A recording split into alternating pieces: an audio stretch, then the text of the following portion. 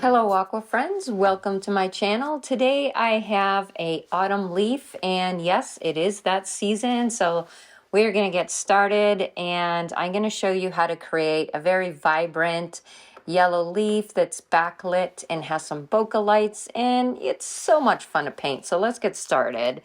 So of course I've traced out my leaf on a piece of paper here. This is the reference photo that we're going to use. And I do want the edges where that backlit sun is kissing this leaf to be masked out a little bit. So whatever masking fluid you have on hand, you can see the blue line here. That's my masking fluid. So once that is completely dry, then we can work on this fun background. We're just going to use some simple colors, yellows and greens, and that's pretty much it for this painting. So working on this special background, I am wetting around my leaf really well, and I'm using a round brush just to get in all those nooks and crannies. I'm going over it. I'm really taking my time. Now I have sped up the video and edited it, so just be mindful. You do want that to be very nicely saturated. So the first color I'm bringing in is my beautiful green gold by Daniel Smith. This is one of my favorite colors. And there is a very bright spot, so I'm not even going to put any paint in some of these areas. I am trying to paint and mimic these circles, and so I am kind of painting in a circular fashion, leaving some spaces for these bright areas.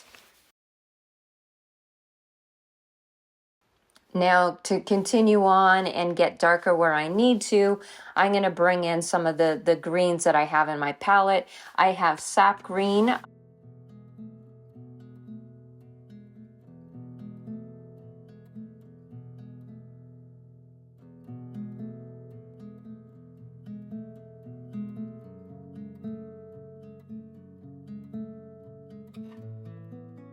So increasing the pigments where I need to, taking my brush and doing a circular kind of style of painting here.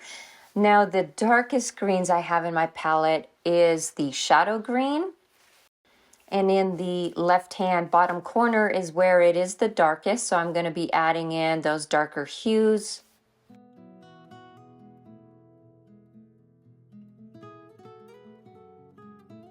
Making my circles, and everything is still wet, guys, and so it's really just going to mellow out in the background, and it's going to be nice and fuzzy. So it's going to look very out of focus and in the distance.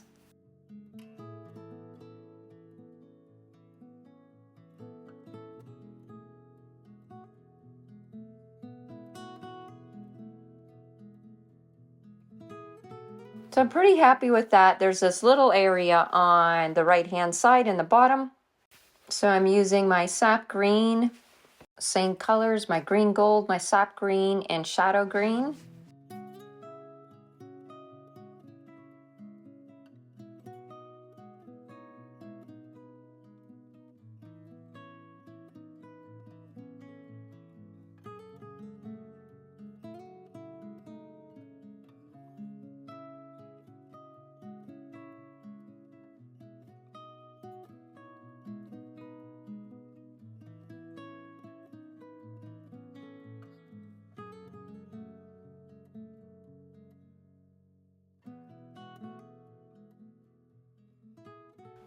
So once you're happy with that, you're going to let your whole background dry. So we're letting the background dry. We're not going to remove the masking fluid yet. We're going to work on the leaf next. And I'm going to wet my leaf really well so that I have some time to add in all these pretty colors. So again, I'm working with my big round quill brush or round brush, whichever you want to use. I have been playing around with the Ortega brushes that was sent to me to try out, and I will do a review of those shortly. So once you have your leaf good and wet, like you could tell, I have taken my time and I'm going around and I'm really wetting and I'm getting in all those nooks and crannies here to get this leaf started.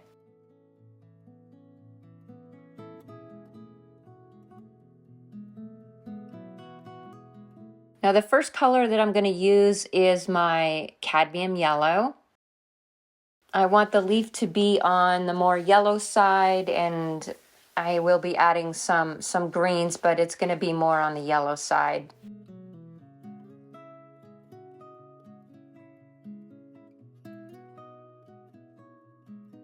So where I want the cleaner and brighter yellows, I've just kind of dropped those in. Now in the mix, I'm going back to my green gold because it is so warm and it's just lightly green. It still has a lot of yellow in it, and it's perfect for this leaf.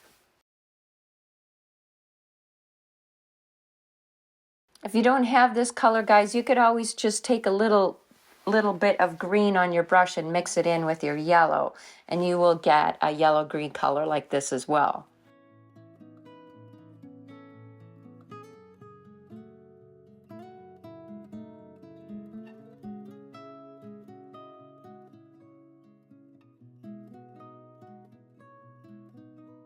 So now that I have most of that filled in, I am going ahead and taking some of my sap green, and right around where the veins of the leaf are, I'm going to be adding in my sap green. You do need some sort of contrast here in the leaf, or else it's going to be pretty boring.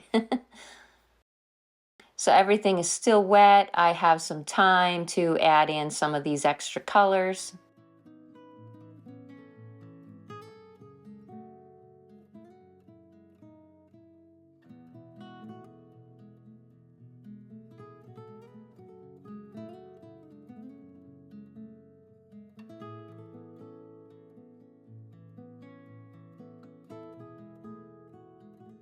Now I've picked up a little bit of some browns or burnt sienna that I have, and I'm using a script liner brush to draw in all these little veins. Like you can see in the reference photo, the veins are a different color. They're more on the reddish brown side. And while our paper is still wet, is the perfect time. It's in the drying stage. It's very, very close to drying, but it's still a little damp. That way your paint won't spread too much, but it'll still spread a little bit so that you'll have a softer effect. Now, if you do find it is drying too much, what I just did right there was I took a fine mist sprayer and I sprayed my leaf a little bit so that I do have that wet on wet, and it will spread for me a little bit. So that's a tip for you.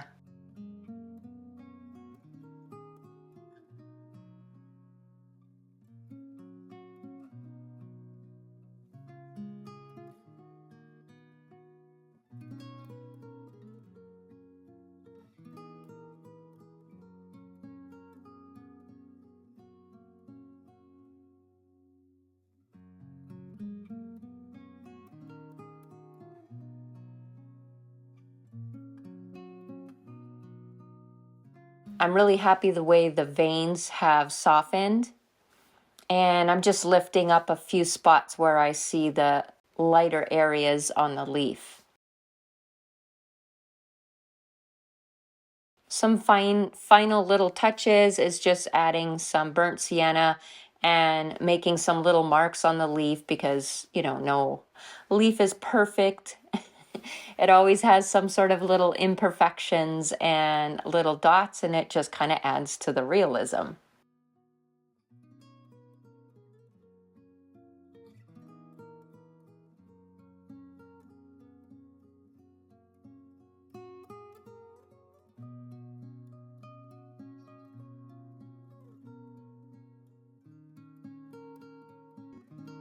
So once I'm done with all those little areas, I'm going to go ahead and work on the stem of the leaf.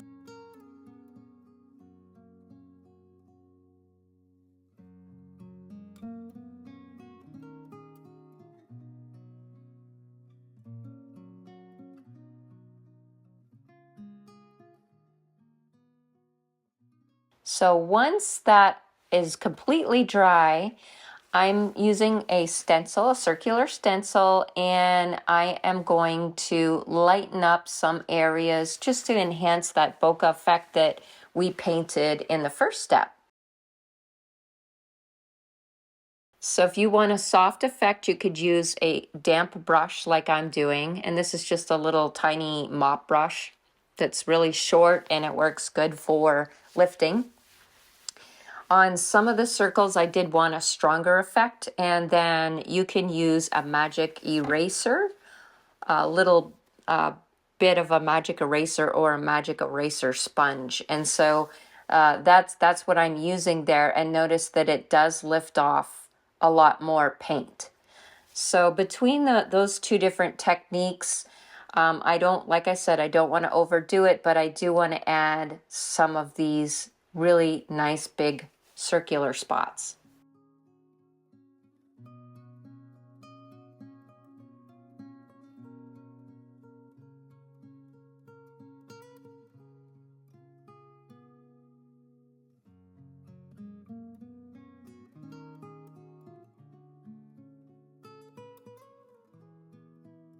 And sometimes I'll just lift a little bit of the circle, not the whole thing, just to add like a shadow effect.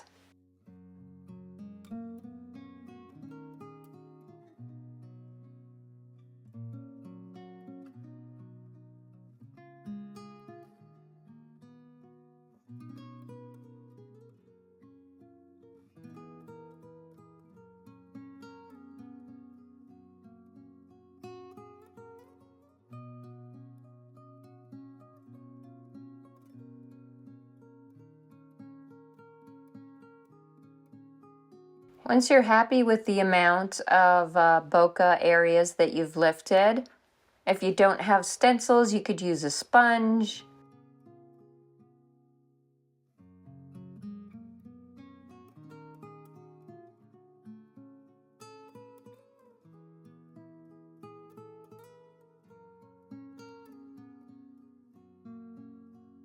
Now I went ahead and I signed my painting, and then I realized that I still had to take off some of this masking fluid here. So I went ahead and I'm taking that off on the stem and along the edges of my leaf.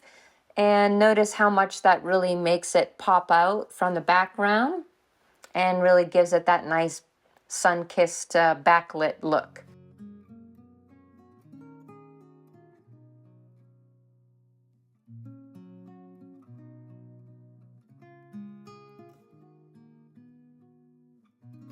So go ahead and take off your tape. You guys just created a masterpiece. Congratulations.